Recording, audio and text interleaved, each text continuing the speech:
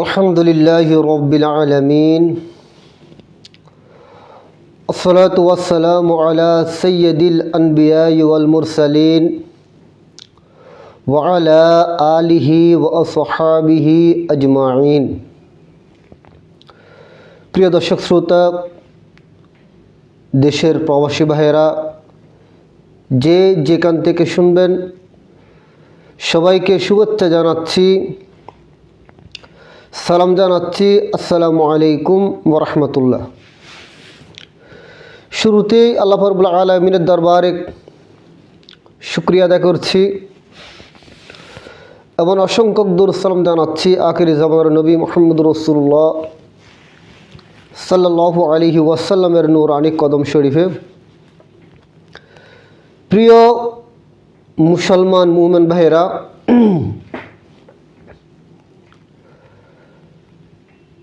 পবিত্রতা এটা ঈমানের একটি অংশ। এই সুবাদে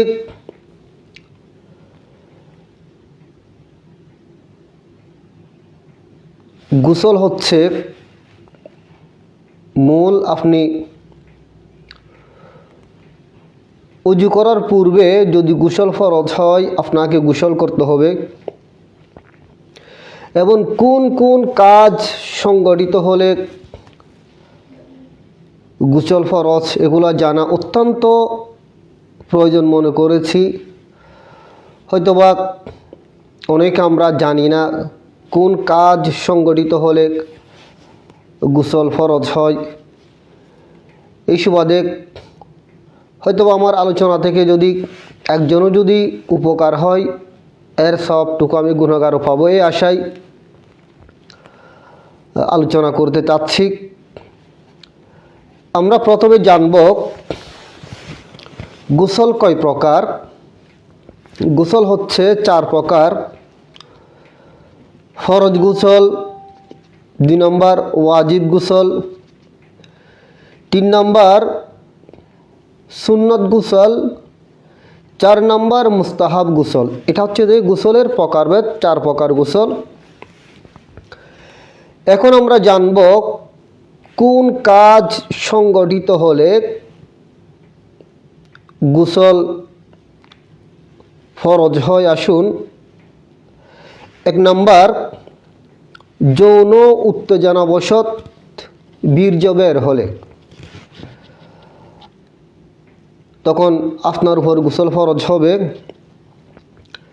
সমনদোষ হলে, এটা পুরুষ হোক আর মহিলা হোক, সমনদোষ হলে গোসল ফরজ হবে। 3 নম্বর স্ত্রী সহবাস করলে তখন গোসল ফরজ। 4 নম্বর পুরুষের লিঙ্গের অগ্রভাগ স্ত্রীলিঙ্গে প্রবেশ করলে, বীর্যপাত হোক অথবা না হোক, এটা শরীয়তের মাসালা জানার জন্য এটা লজ্জাবোধ করা যাবে না, এই সুবাদে আমি বলে দিচ্ছি। তো তখন গোসল ফরজ হবে। এবং যারা মহিলা, 5 নম্বর মেয়েদের হায়েস বা নিফাস হলে, হায়েস বা নিফাস হলে তখন গোসল ফরজ। 6 নম্বর সমকাম কিংবা হস্তমৈথুন করে বীর্যপাত ঘটালে তখন আপনার উপর গোসল ফরজ হবে। এই কাজগুলি যদি সংগঠিত হয় তাদের উপর গোসল ফরজ, এটা আবশ্যক হবে। আসুন আমরা জানব এখন ওয়াজিব গোসল, ওয়াজিব হওয়ার কারণ। এটা অত্যন্ত গুরুত্বপূর্ণ বিষয়, হয়তো আমরা অনেকে এগুলি জানি না। আসুন, 1 নম্বর নাফাক অবস্থায় বেদিন মুসলমান হলে, একজন বেদিন ও মুসলিম সে নাফাক অবস্থায় মুসলমান হয়েছে তখন তার উপর গোসল ওয়াজিব হবে। এবং নারী অথবা পুরুষ স্বপ্নদোষ দ্বারা ছেলে বালেক হলে, স্বপ্নদোষ দ্বারা যদি বালেক হয় তখন তার উপর গোসল ফরজ ওয়াজিব হবে।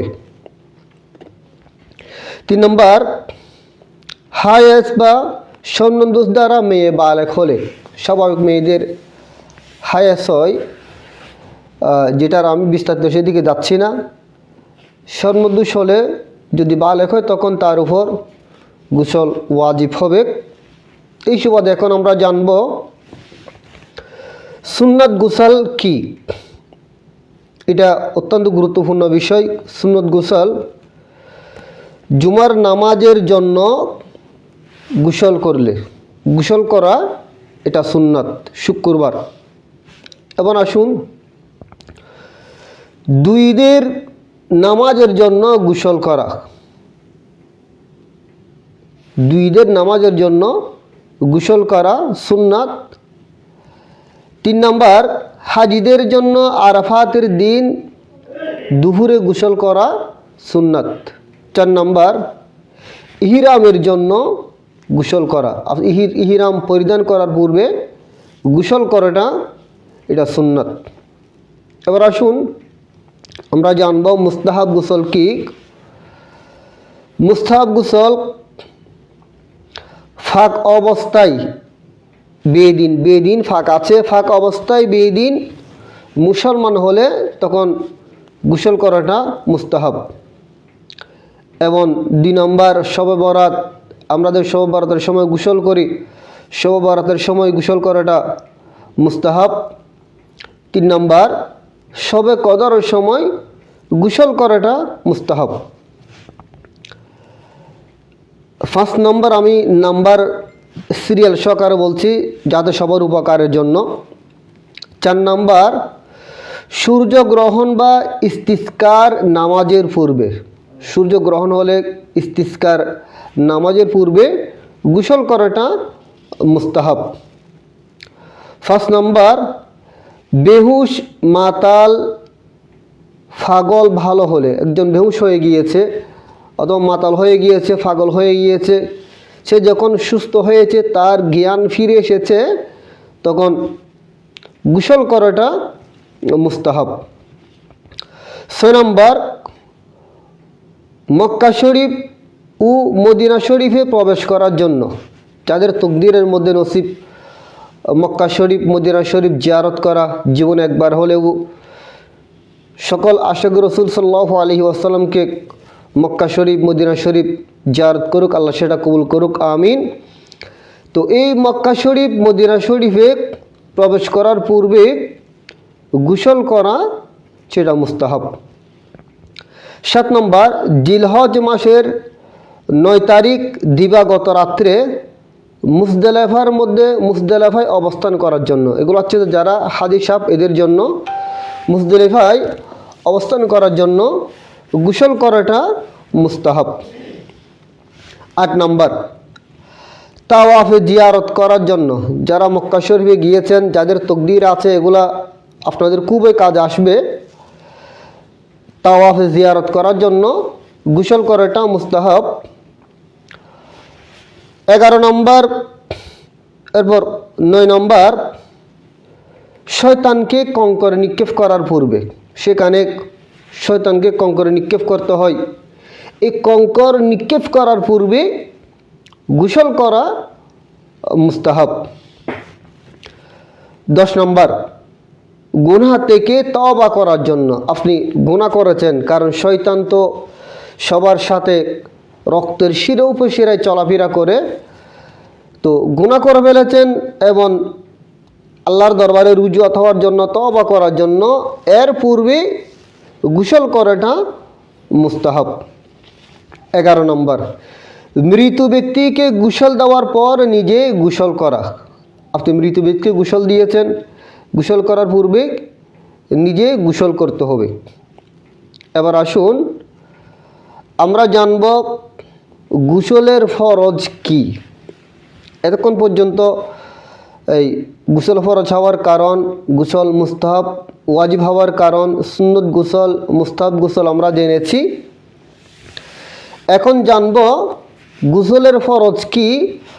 আমরা অনেকে গোসল করতে নেমে যাই, পুকুর কাটে গিয়েছি, কাপড়গুলো উপরে রেখে পুকুরের মধ্যে ডুম 2-4টা দিয়ে চলে এসেছি, গোসল করে চলে এসেছি, আসলে সেটা আপনার গোসল পরিপূর্ণ হচ্ছে না। সুতরাং আমাদেরকে নিয়মটা জানতে হবে, গোসলের ফরজগুলা কি কি এগুলো আমাদেরকে আদায় করতে হবে, তারপর আপনার গোসল পরিপূর্ণ হবে। আসুন আমরা জেনে নিই গোসলের ফরজ 3টা। তো একটা হচ্ছে যে গড়গড়া সহকারে ভালো রূপে কুলি করা, গলগড়া করতে হবে এবং ভালোভাবে কুলি করতে হবে। এরপর নাকে পানি দেওয়া, আপনার 2 নাক আছে সেখানে পানি দিতে হবে। এরপর সমস্ত শরীর একবার ভালো রূপে ধোয়া, যেন শরীর কোনো জায়গা শুষ্ক না থাকে, কোনো জায়গায় যাতে শুষ্ক না থাকে আপনার শরীরকে ভালোভাবে ধৌত করতে হবে। এগুলো হচ্ছে যে গোসলের ফরজ, এগুলো অত্যন্ত প্রয়োজন, সবাই জানা প্রয়োজন মনে করি। এবার আসুন আমরা জানব গোসলের সুন্নাত কি। গোসলের সুন্নাত হলো কবজি পর্যন্ত উভয় হাত 3 বার ধৌত করতে হবে, কবজি পর্যন্ত, এবং নিজের লজ্জাস্থান ধৌত করা ভালো করে। 3 নম্বর, শরীরের কোথাও নাফাকি লেগে থাকলে তা ধৌত করা। আপনি জেনেছেন কোথায় কোন জায়গায় নাফাকি লেগে আছে, সেগুলি ভালো করে আপনাকে ধৌত করতে হবে। ধৌত করাটা সেটা হচ্ছে সুন্নাত। এরপর গোসলের পূর্বে পূর্ণ উজু করা, গোসল করার পূর্বে সুন্দর করে উজু করে ফেলবেন, এটা আমরা তো করি না। 5 নম্বর, অজুর সময় পানিতে পা ডোবানো থাকলে গোসলের পর তা ধৌত করা। উজু করার সময় যদি পানির মধ্যে পা ডোবানো থাকে, গোসলের পূর্বে এগুলি ভালো করে কি করতে হবে, ধৌত করতে হবে। 6 নম্বর, সমস্ত শরীর 3 বার ধৌত করা, সমস্ত শরীর ভালো করে 3 বার ধৌত করতে হবে। এবার আমরা জানব গোসলের মুস্তাহাব কি। এগুলা আমি ভাগ করে বলছি, কারণ এগুলো খুব অত্যন্ত প্রয়োজনীয় বিষয়। আসুন গোসলের মুস্তাহাব, প্রথমে গোসলের নিয়ত করতে হবে, নিয়ত করা।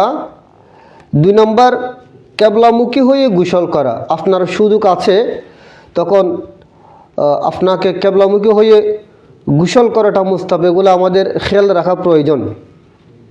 3 নম্বর, পরিমিত পরিমাণ পানি ব্যবহার করা। হয়তো আপনি এমন জায়গায় গোসল করছেন, পানি সংকট, আপনাকে পরিমাণ মতো পানি ব্যবহার করতে হবে যাতে অপচয় না হয়।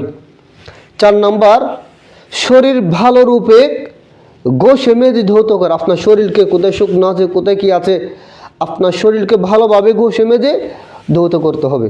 5 নম্বর, গোসলের পর শরীর ঢেকে ফেলা, যাতে খালি গায়ে না থাকে, শরীরকে সুন্দর করে ঢেকে ফেলা।